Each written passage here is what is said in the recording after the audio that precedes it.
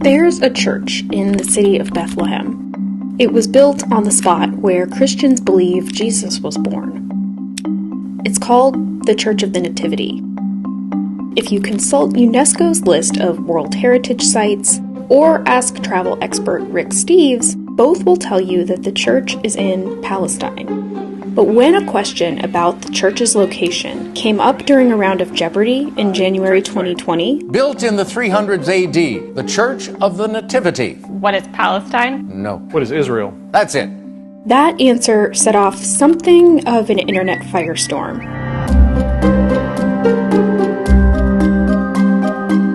That's because what you call this land, and who controls it, is at the center of a decades-long conflict between Israelis and Palestinians.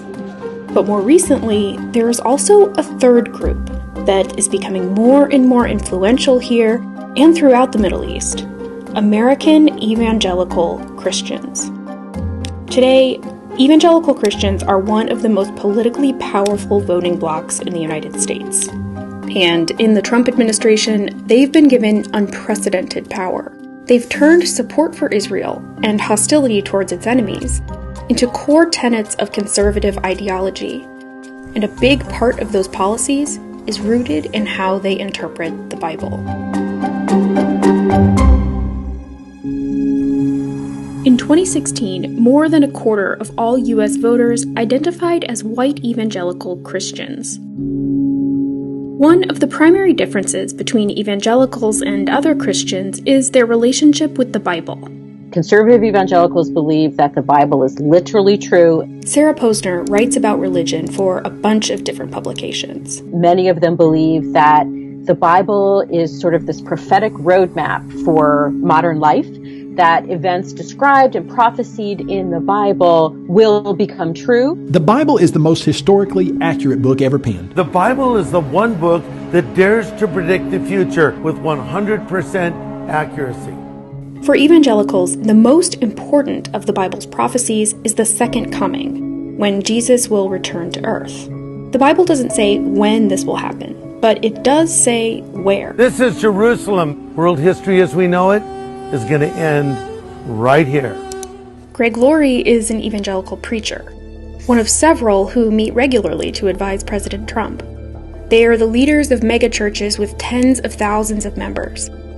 And many of them, including Greg Laurie, preach a belief called Christian Zionism. The idea that the return of the Jewish people to Israel is one of a series of events that will trigger Jesus' second coming. Jesus is telling us that the rebirth of Israel is a sign of the end, not just a sign, it's the super sign. According to this theology, God will reward those who help Israel and punish those who don't. Jesus will be on his throne and he separates the nations. On what basis? How they treated Zion.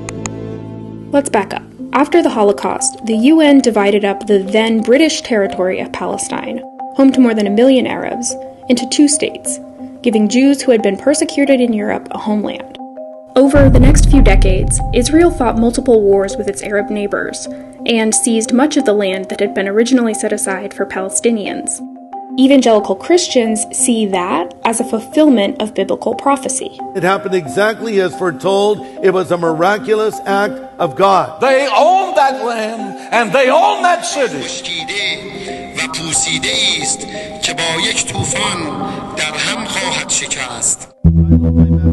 That's part of the reason Iran plays such an important role in evangelical beliefs about the present state of the world and the future. According to Christian Zionism, if the U.S. wants to be on the right side of biblical prophecy, they need to do everything possible to protect Israel and punish Iran. That also helps explain why a different Bible story is also really important to them. The Old Testament story of Esther, about a plot to destroy the Jews of Persia, or modern-day Iran. The Book of Esther plays such an important role for Christian Zionists, they've made multiple movies out of it. He has convinced your husband to destroy all the Jews, including you. Esther saves the Jews by using her persuasion with the king. Evangelicals who are very wrapped up in this kind of theology, because Persia is modern-day Iran, they sort of contextualize this Bible story into foreign policies. Could it be that President Trump right now has been sort of raised for such a time as this, just like Queen Esther, to help save the Jewish people from an Iranian menace? As a Christian, I certainly believe that's possible. I'm confident that the Lord is at work here. Secretary of State Mike Pompeo and Vice President Mike Pence both identify as evangelical Christians, and both have enormous influence over American foreign policy.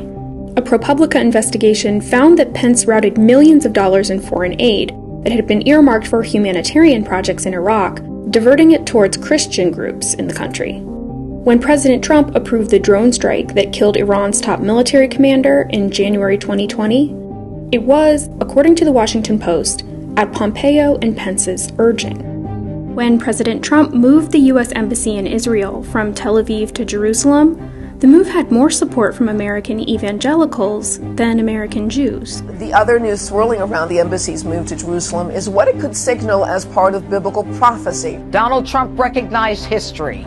He, like King Cyrus before him, fulfilled the biblical prophecy. That evangelical support isn't an accident. The Trump administration courts it.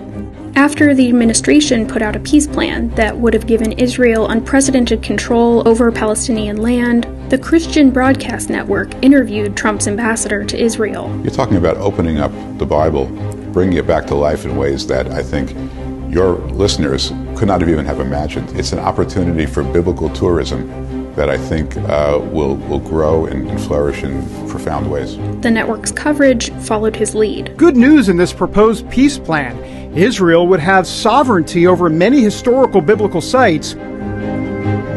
For evangelical Christians in America, the Bible isn't just a foundational text. It's a prophetic roadmap that tells the future and shapes the way they view the present. And for an influential group of them, that motivates their support for a foreign policy that they see as affirming those prophecies, and a president who depends on their votes.